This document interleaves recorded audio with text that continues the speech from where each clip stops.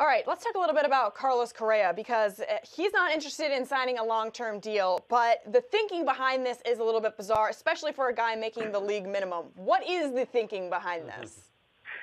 Those are interesting. He first of all, he gets quite a bit of endorsement money. I think Adidas is a big sponsor. It's a gamble in all those guys. Now, what we've seen Kevin Kiermaier sign one this year, Rougned Odor sign one this year. And I think it started with the Rays and Evan Longoria. And what the Rays essentially told Evan Longoria was this: look, if you're the player we think you are, this might not be a good deal for you. On the other hand, this gives you financial security. And Longoria has joked about it in the time since. He's since signed another extension and another, and said, look, my rule of thumb is when somebody offers you a fortune, somebody wants to set you financially for the rest of your life, you don't turn it down. So while Kiermaier, Odor, those guys, they could be giving up some money long-term as they get bought out of their arbitration in a year or two of free agency.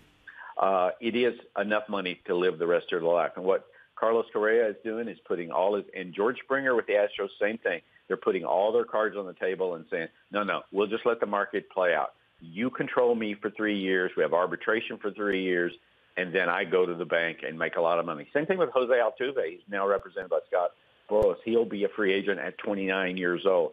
So it's a little bit of a gamble, but I think in terms of the endorsement money, it's an easier one for him. But some players elect to do that. Yeah, it's got to be frustrating, though, Richard, for the Astros trying to do the right thing and lock up these young guys here. And as you said, set them, give them some security.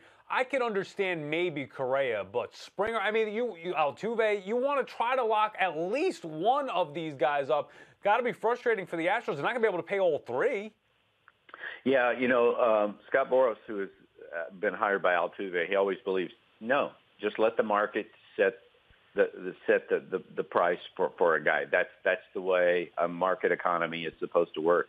You're right. But I'm sure in all these cases they will continue to work at these things and try to approach it from different angles. There is always a price. You can get it done. It's just that the price he wants and the price you want there might not be a meeting of the minds in the middle. But that's the way the system works. You pretty much have a guy for 6 years, and then he has a chance to go out and make whatever the market will pay him.